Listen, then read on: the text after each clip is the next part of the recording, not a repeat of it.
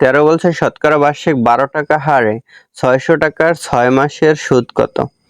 তাহলে চেয়েছে সুদ মানে আই সমান পি আর এন, পি আছে 600 টাকা আর আছে বার্ষিক শতকরা 12% মুনাফা বা শতকরা বার্ষিক 12 টাকা, তার মানে 12/100, সময় আছে 6 মাস, 6 মাস হলে 1 বছরের অর্ধেক, তাহলে 1 বছরের অর্ধেক মানে হাফ বছর, 1/2।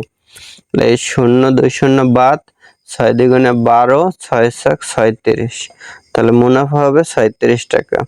এটা আছে খ নম্বরে। 14, এটাই লাস্ট।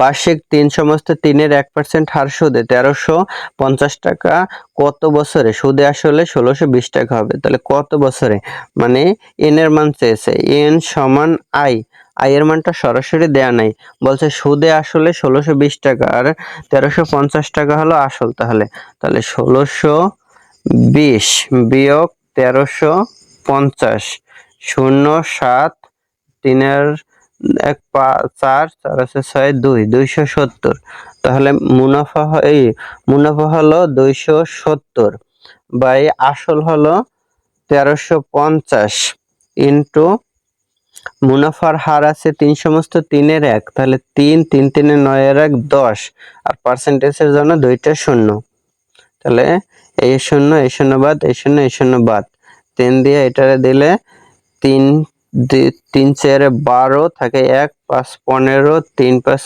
15, 45 দিয়া এটারে দিলে আগে 9 দিয়া কাটে, 5 নং 45, 3 নং 27, একটা শূন্য, 5 ছক 30, তার মানে 6 বছর, তাহলে 6 বছর এটা আছে ঘ নম্বরে অ্যান্সার।